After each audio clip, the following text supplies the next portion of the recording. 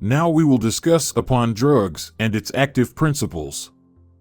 In the past, medicines were made from natural products such as dried or fresh plants or plant parts. These products could contain substances that have healing properties or toxic effects.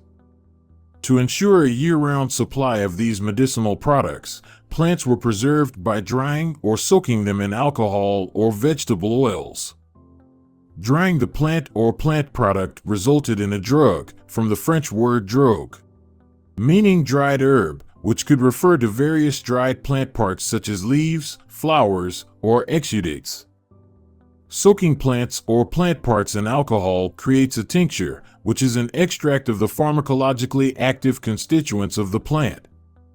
However, tinctures do not contain the complete spectrum of substances present in the plant, but only those that are soluble in alcohol.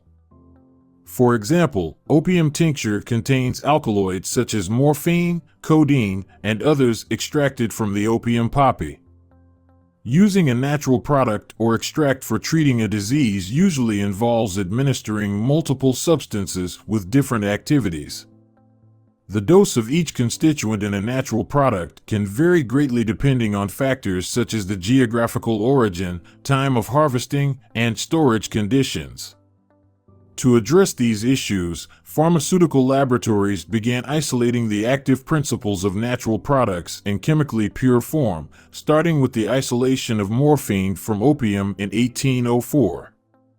The goals of isolating active principles are to identify the active ingredients, analyze their biological effects and fate in the body, ensure precise and constant dosage in therapeutic use, and create conditions for chemical synthesis to gain independence from limited natural supplies, and analyze structure-activity relationships.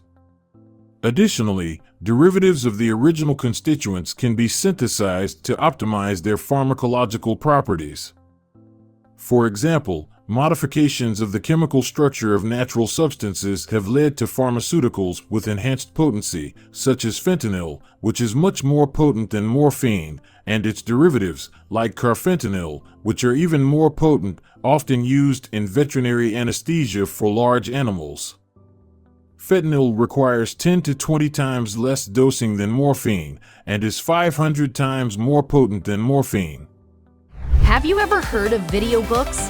sqadia.com is delighted to present video books, medical books that have been tailored into a series of videos. sqadia.com videos are presented in the same order as the book's chapters. Explore now and make your learning easy.